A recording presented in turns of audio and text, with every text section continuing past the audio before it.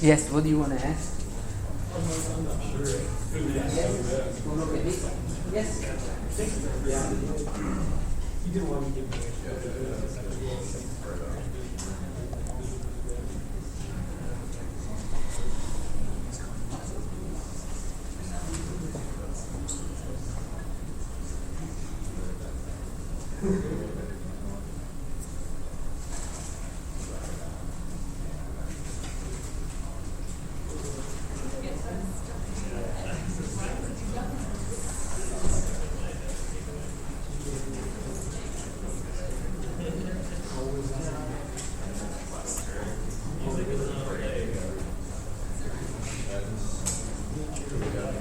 So, good morning. Last lecture. Few people. I'm at your disposal. I can do anything you ask. Review the material. Do problems, homework, exams. Create new problems. You propose them. Yes? Can we work on maybe just a couple of examples, but not necessarily like, I'm thinking of homework 3, I think it's question number 3. It's just an example of like looking at, being able to look at a formula and how like bijective or All right, let me pick it up. So, I think it's is homework 3, question 3, and also is this one that you, it's 2 actually. 2? Yeah. Yes. Yeah. All right, yes.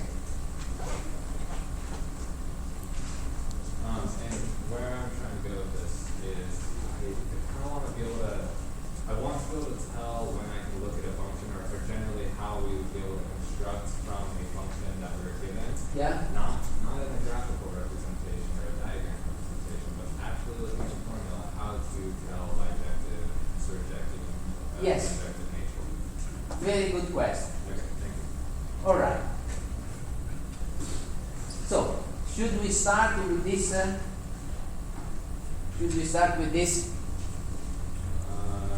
Whichever question. All right. So here we have a theorem. Do people remember that says when a function of this kind that we use for encryption is bijective? Should we plot it, tabulate it with a spreadsheet and see what is coming?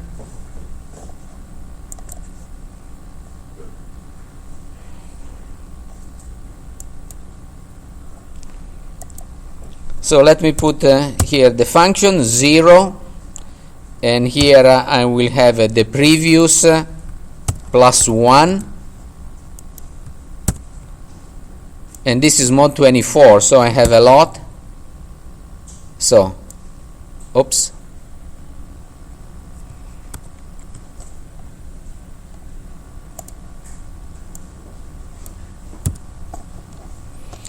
And here I have the formula, and the formula is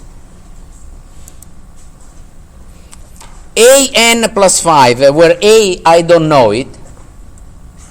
So either I can do it for every a, or I can do it for a variable. Maybe we can do it for every a, so we get more information. And so this one will be a. I have the choices for a are 2, 3, 4, 5. So let me put a here. This is a. All right, a. Oops. This is a. And I start with a 2. And so this one will be this cell absolute. So I put $1 here, I guess you know this one, times this one plus 5, and I forgot the mod, so I have to go back and say mod 24.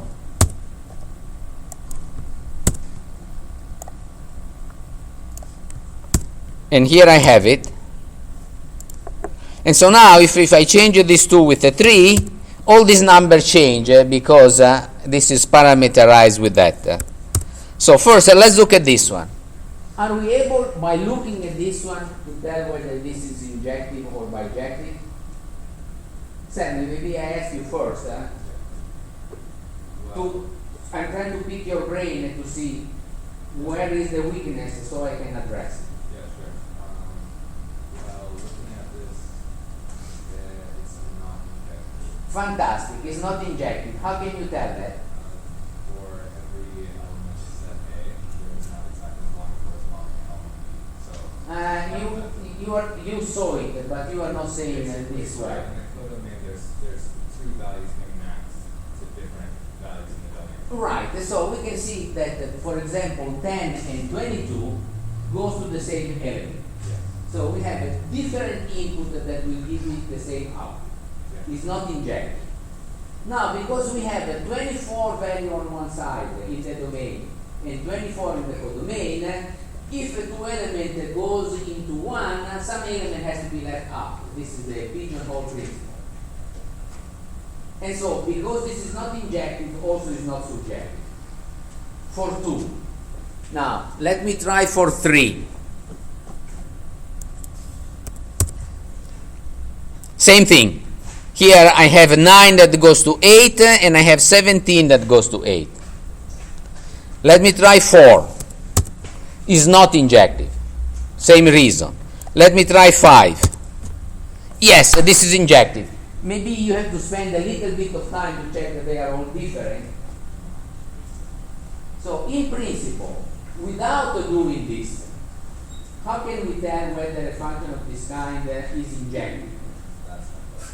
So the question here, a volunteer, they want to say, let me pick, you always contribute, so let me pick someone else. I appreciate your participation. So when the GCD of A and N equals 1? Exactly. So we have a theorem, and maybe I can go back to the theory and point it out to you where it is. This was in algorithms.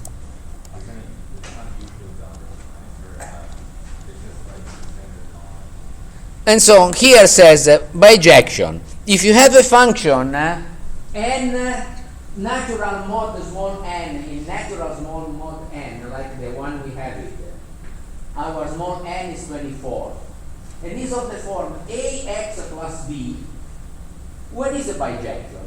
When the greatest common divisor of a and n is 1. So because our small n is 24, the greatest common divisor of 2 and 24 is 2. It's not 1. So we know that that one wasn't bijective. And so it wasn't injective and wasn't subjective. 3 is the same, and 4 is the same. But the greatest common divisor of 5 and n is 1. And so we could immediately pick 5 because it's the only one that the greatest common divisor is 1. Great question. Thank you. Yes, you're welcome.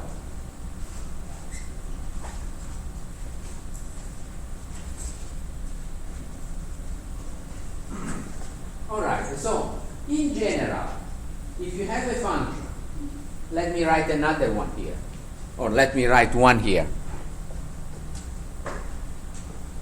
Or who wants to propose a function and then we discuss whether it is injective, surjective, and bijective? Who wants to propose a function?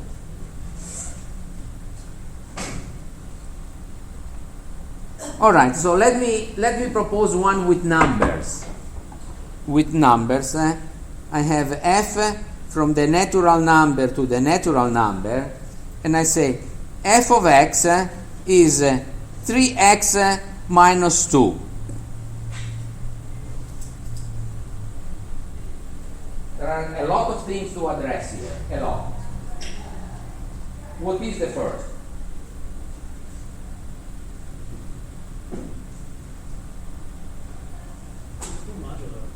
No, there is no modulo. I'm making another example. Oh, I didn't want to make the same. We can make more of those, but here I think I was addressing something more general.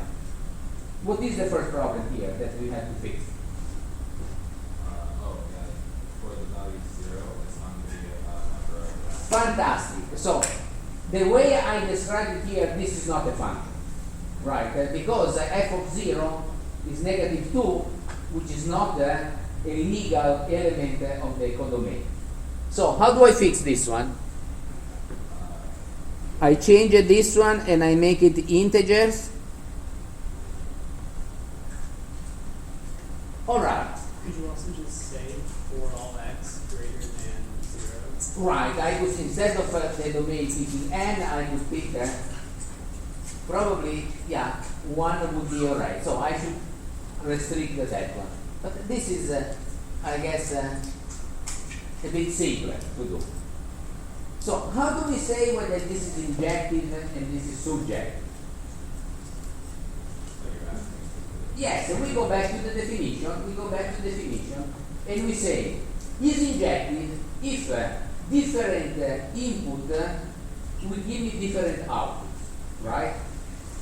So, suppose that I have two outputs that are the same. 3x minus 2 is equal 3y minus 2. One is the output of x and the other one is the output of y. And turn out that they are equal. So to be injective, x had to be equal to y.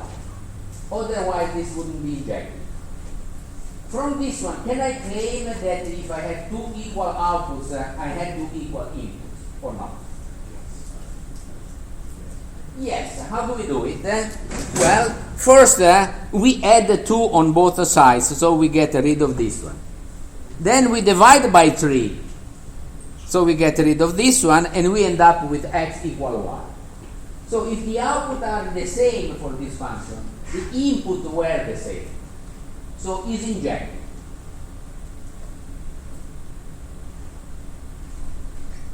Now, is this subjective? So what does it mean subjective? If you pick an element in the codomain, is the output of something. So let's play with this one.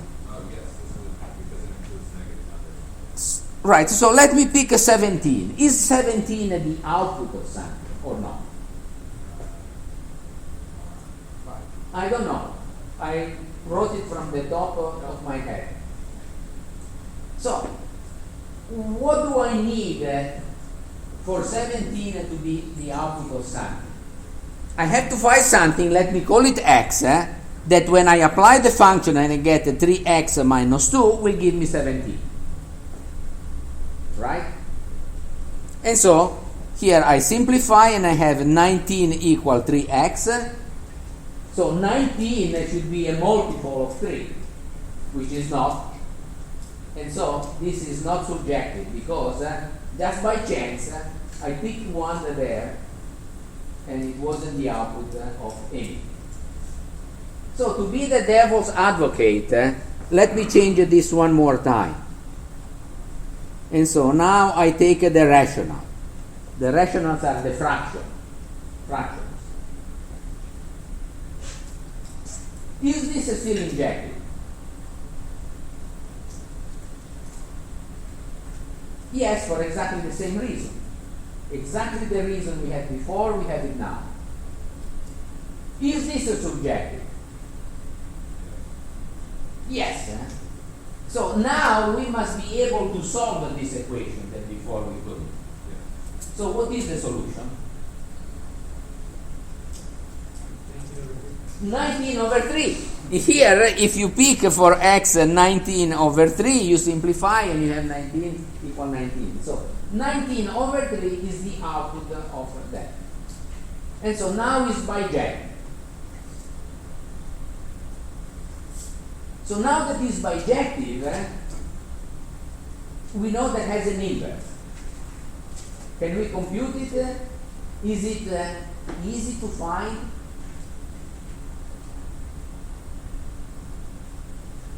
So what is supposed to happen with the inverse? The inverse will be a function g that goes from the rational to the rational, you swap them, but they are the same, so everything remains the same. That when you do f of g of x, you have x. And when you do g of f of x is equal x. So when you compose f and g, whether you do gf or fg, you have the identity. One undoes what the other one did.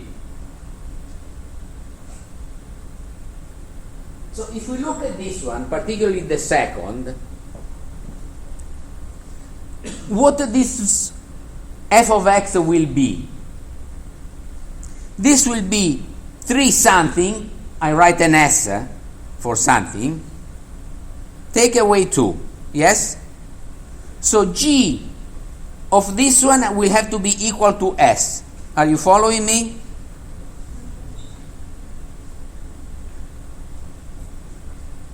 So f of x will be what? 3. So 3x plus 2. I just changed the name, so I write. So the argument, when the argument of g is 3s, take away 2. What the g is supposed to give? S. So here I'm considering a case. Here I have s. F is doing what? Thank you. F is giving me 3s take away 2, right? Yes? So now I apply g. G is supposed to give me back s, because g undoes what f did, to be the inverse. So can someone tell me quickly what is g without thinking too much? Say it again.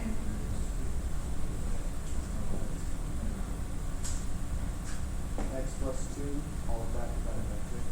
So basically, given the argument, it has to take away 2. Sorry, it has to add 2 to undo the negative 2. And then has to divide by 3. Right? So, g of x will be what? X plus 2 divided by 3. Yeah? So in this way we undo what f did. Should we make an example? Suppose that the x is 4. F is giving me what? 3 times 4 take away 2. Yeah? What is this one? 10. So now this one is doing what? Is adding 2, so I get a 12. And is divided by 3, so I get back 4.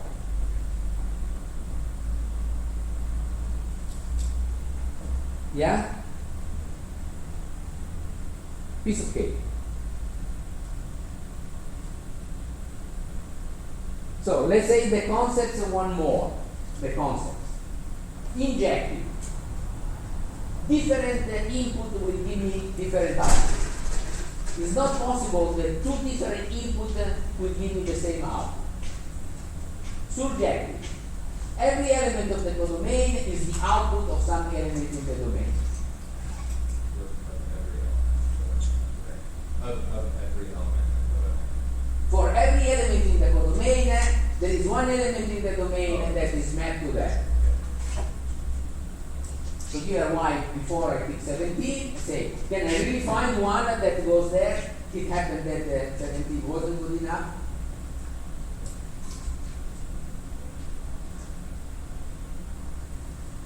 So since we are computing inverses,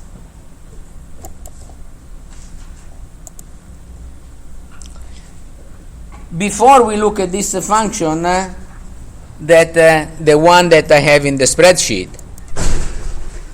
and we said, look, this one with 5, that takes the argument, multiply by 5, add 5, mod 24 gives me the result. How do I find the inverse of this? When we work with mod, it's always trouble. In fact, we use this for encryption because just scrambles everything and we don't see any irregularity. We don't see any patterns.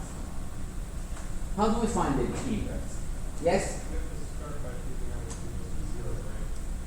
You have to start by? Yes, and it turns out in this case it's 23.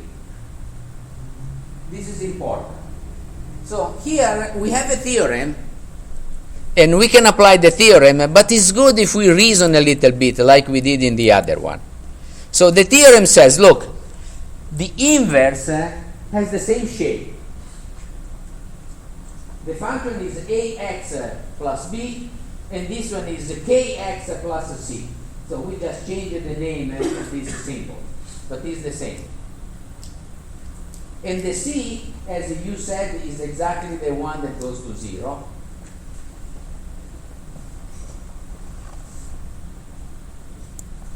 This one here. And the a has to solve this one. You remember how we computed the inverse of the previous one? That we say we have to add this, we have to remove that one, so now we have this function that takes an x and will give me ax plus b. Yes, thank you. Everything is mod 24, so let me write it here only once and I don't write it anymore. Mod 24. All right, always. And so x, I do 5x plus 5. Now, here I have to multiply this by k. I have to add c, and this one has to be what? Mod 24. What do I expect here? X, because this is, first apply the function, then I apply the inverse, so the inverse is going to do what the function did. So here I expect x, right? How do I write this one? 1x plus 0 to keep it in that shape, right? So that 1x plus 0 will be what? K times 5 times x plus k times 5 plus c. Are you following me? First I apply the function and I take x, I apply the function and I get 5x plus 5. Then I apply the inverse, which is k times the argument plus c. So I get k sine 5 plus x plus k times 5, because it's the other 5 plus c. This one has to be 1x plus 0. So what is that k? Everything is mod 24.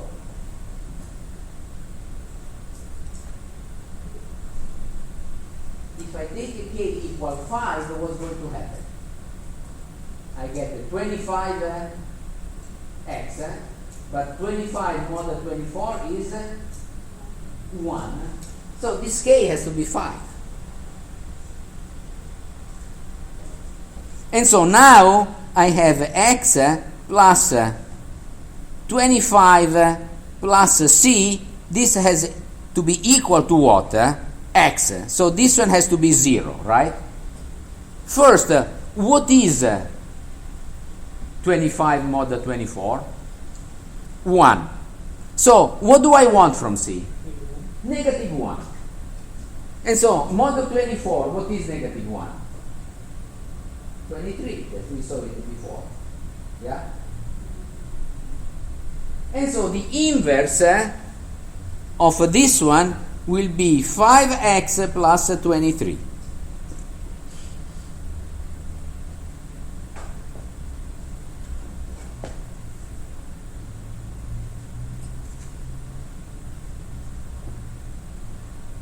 Now we can do 10 other exercises, but they are all the same.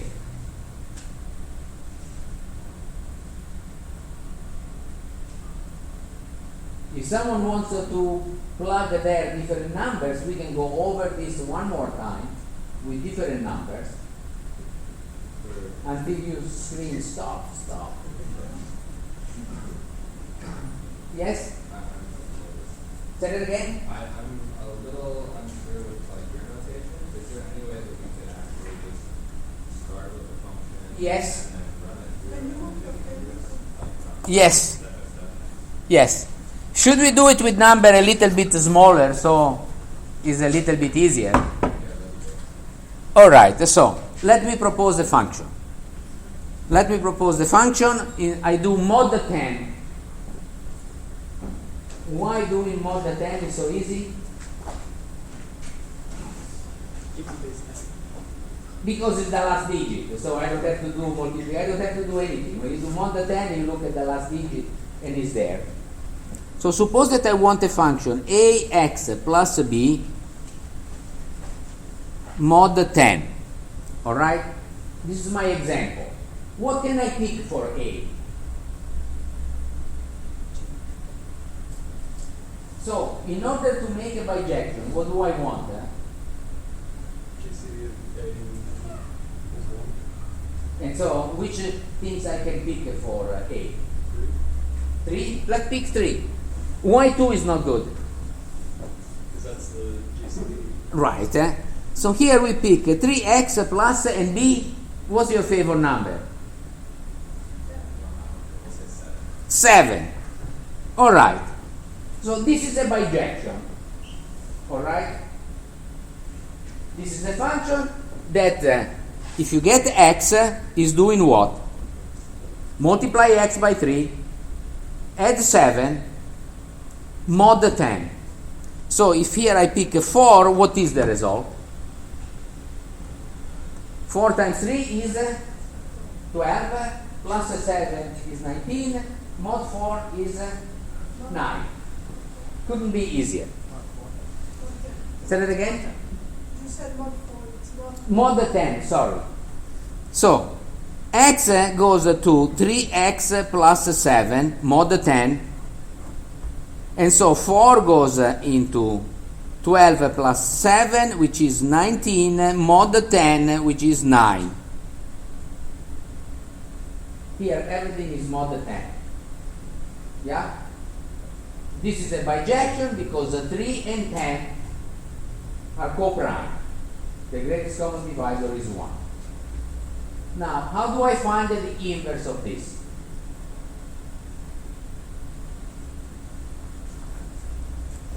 You take this one, this is the argument, so you multiply k by all this one, 3x plus 7 plus c.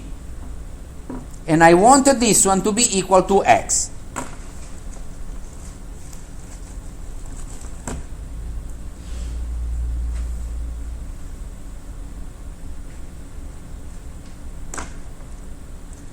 So if I massage this a little bit, I have k times 3x plus k times 7 plus c.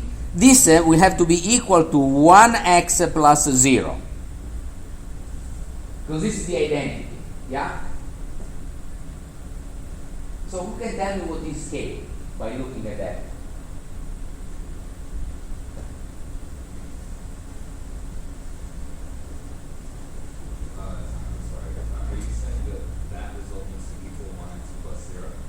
Right, for the right k and the right c that makes the inverse, this has to become 1x plus 0, which is x.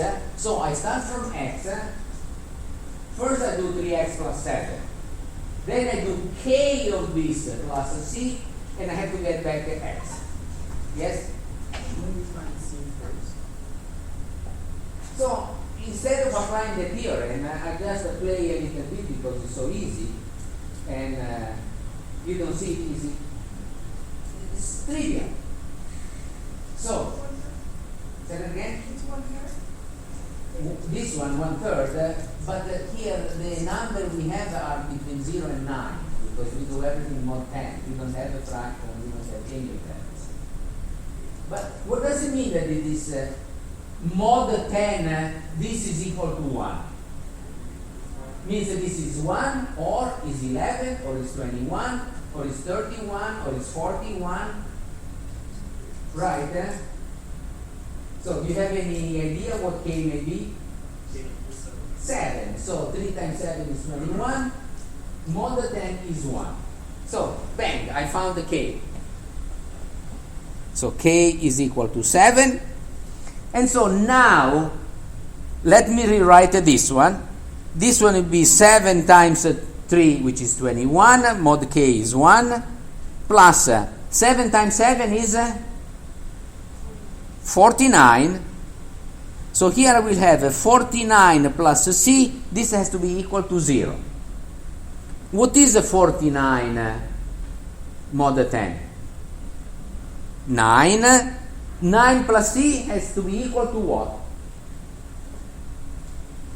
0 or 10 or 20 or 30, because everything is mod 10, right? And so what do we pick for c? 1.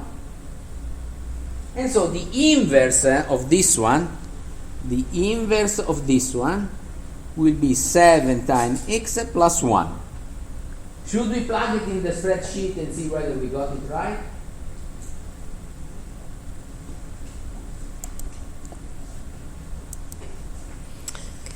So let me delete everything here. Here I go up to 9, so I delete everything here. And first I do f. F is what? Mod 10 of... yes, thank you.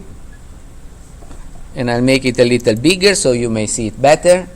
Mod 3 times this one plus 7.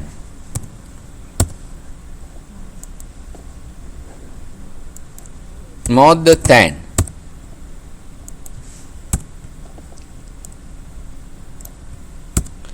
This is what f is doing. And if you look at it, you see that it's scrambled because it's very hard to see a pattern there.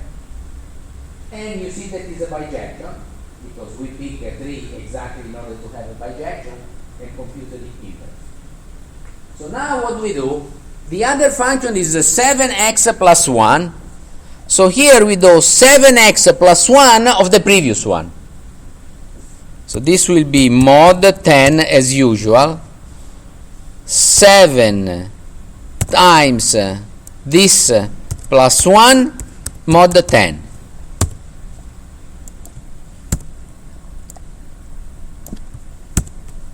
And here we have it. You see, the first one increased and the second decreased.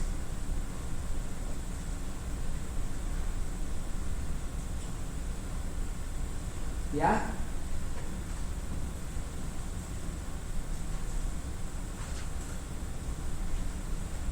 So here we have different numbers, but we did exactly what we did before, right? So now, if you want to do one more,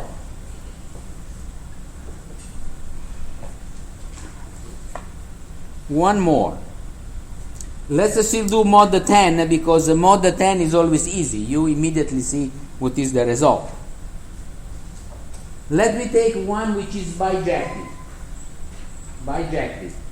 So I take 9x plus 4 mod 10. Find the inverse.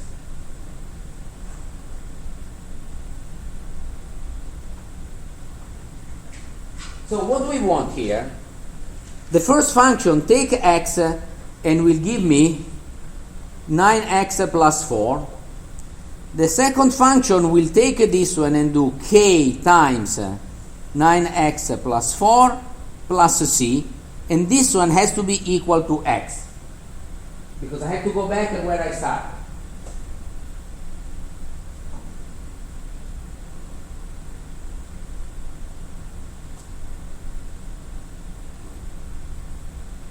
So now, if I look at this one, here I have k times 9x, this has to be 1, plus k times 4 plus c, this one has to be equal to 0. So what do I want for k? 9 times k has to be equal 1 or 11 or 21 or 31 or 41, one of these, right? 81, fantastic. And so the inverse will be what? Will be k will be 9. And so now I have a what here? K times 4 is going to be 36. 36 plus a c has to be equal to what? 0 or 10 or 20 or 30 or 40. And so what is the c? 4.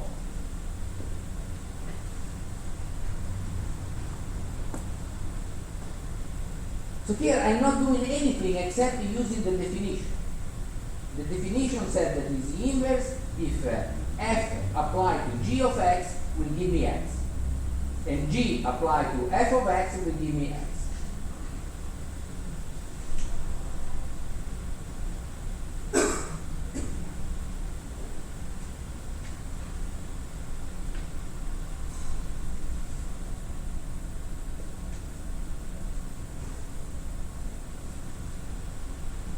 Now I'll ask you a very sneaky question. Let's do this one more time, where instead of having 9x plus 4, we have a 4x plus 9. Let's do this one more time. And you should say what? Yes. You should say fantastic. It's not bijective. You cannot put the 4x, because the greatest common divisor has to be 1. Instead, in this case, would be 2. And if it is not 1, it's not a bijection. If it's not a bijection, it doesn't have an inverse.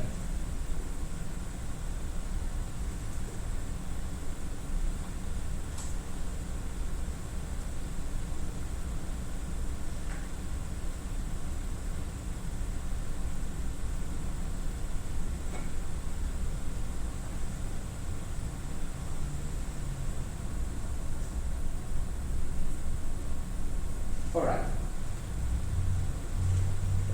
Let me take this one, but I'm going to do something better rather than taking the picture. I'm going to give you this one so you have the original. If you want, I sign it, and in a few years it will be priceless.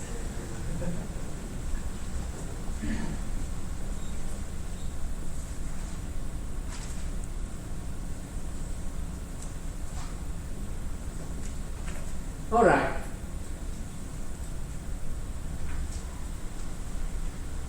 So this came from this problem too.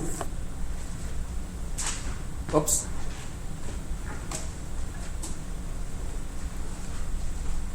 Is there any other problem that you would like to see?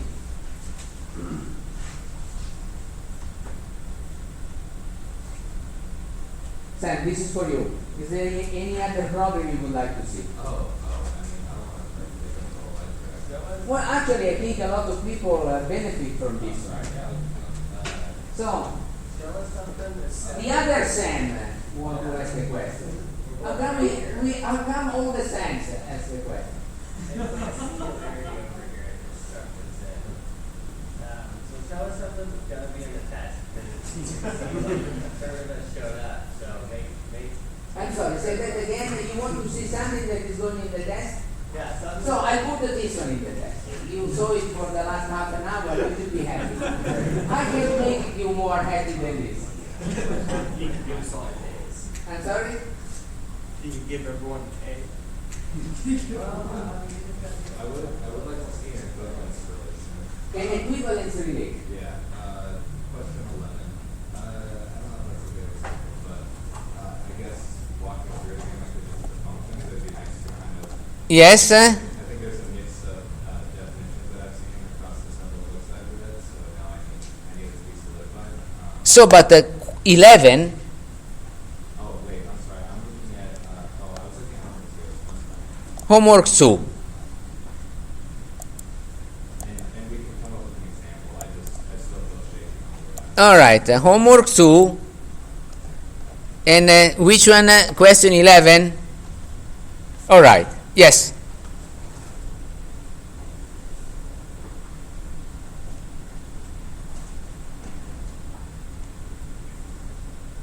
All right. So where do we start here? Do we have this notion of an equivalence? Do we have this notion of a relation? Because here there is a chain of concepts. Where is a good point to start?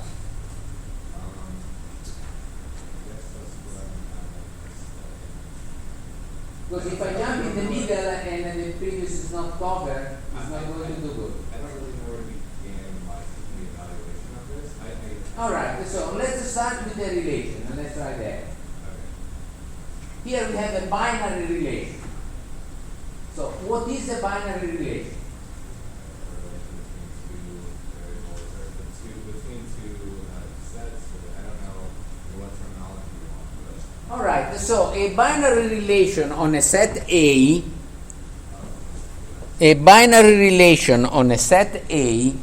is done in this way. We take A cross A, and we have to know what this is, and then we take a part of this, whichever part you want.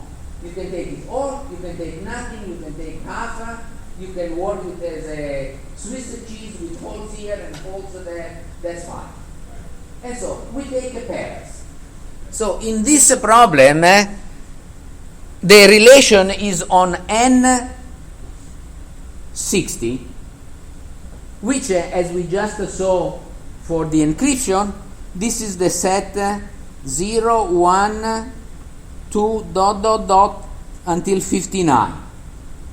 All right? This is my set. And when I do this, I always do mod 60. I don't think here mod 60 matters, but just to remind you. Mod 60 is when you counted the minute on your watch. If it is 45 and I see you in half an hour, 30 minutes, what do? 45 plus 30 mod 60, and so will be 15, right? Very good. And so here I have the pairs of these elements.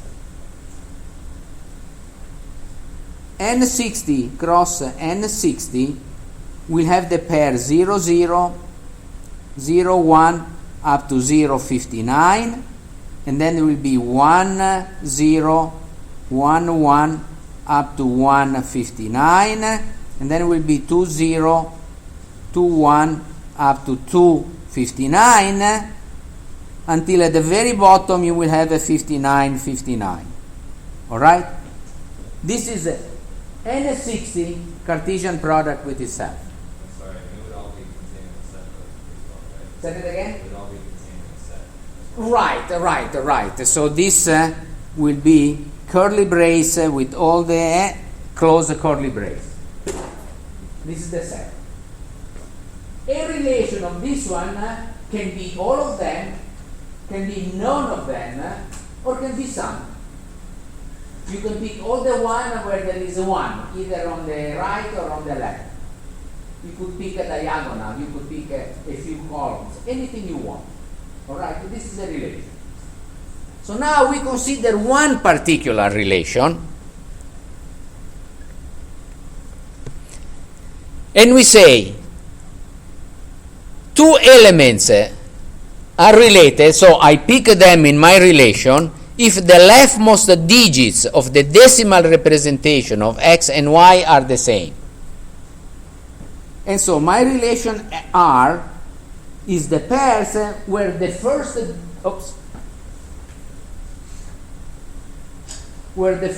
digit is the same. So what do I put there? Well, you put there 59, 59, certainly, but should we try in order?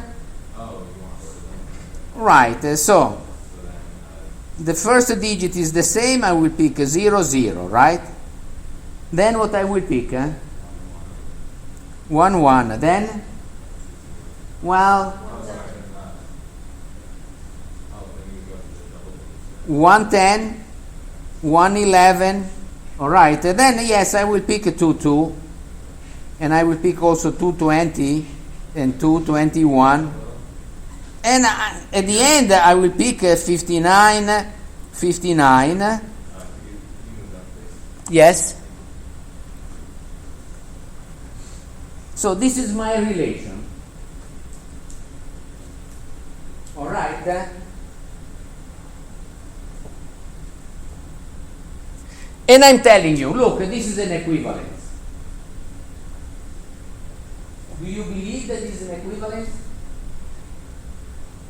Well, if we want to get really more convinced or sure that this is an equivalence, how do we do it? We check whether it is reflexive, symmetric, and transitive. In this example, what does it mean reflexive?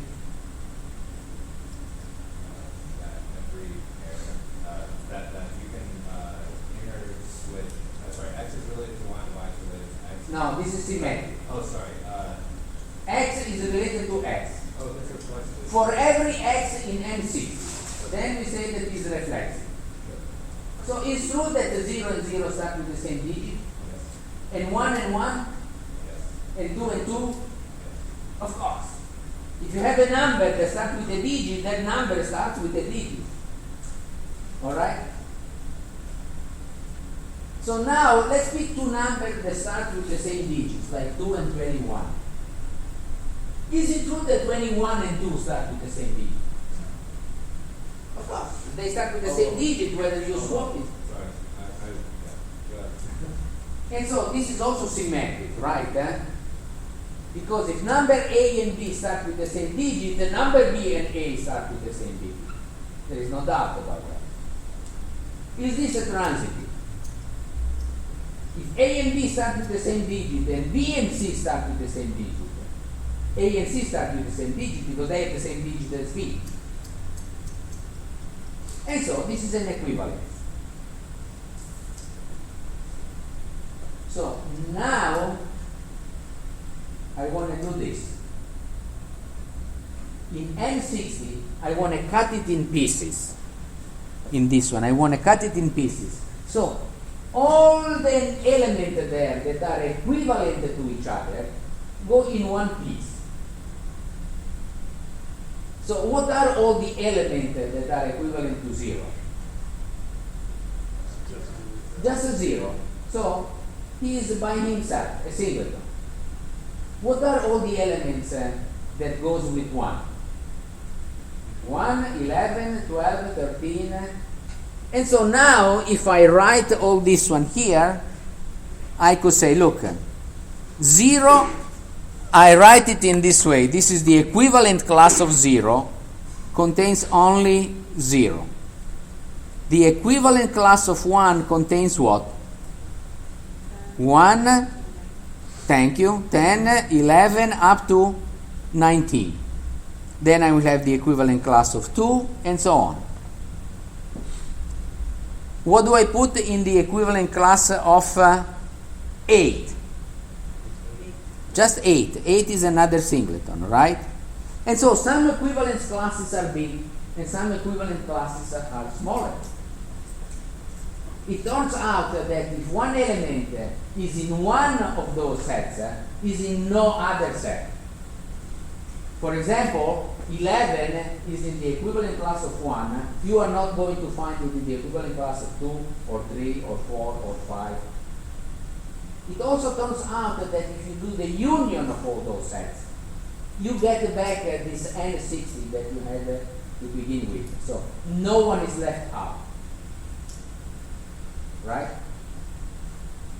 So how many pieces I make? These pieces cannot be empty. There has to be something inside.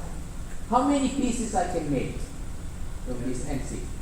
10, because there are 10 digits. All right, so I think this was the question, right? Yes. Oh, sorry, you are not seeing it.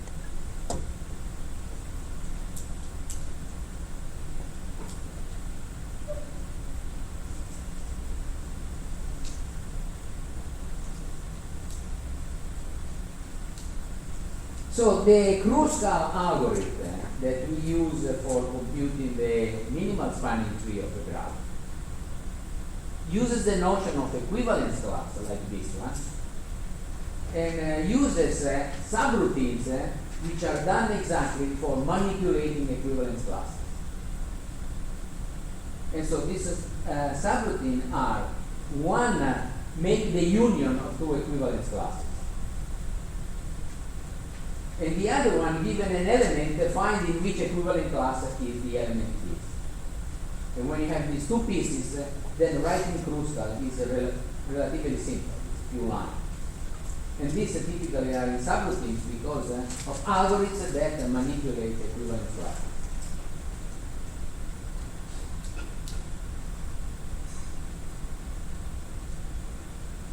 Should we take our break? All right, then when we come back, we do more problems.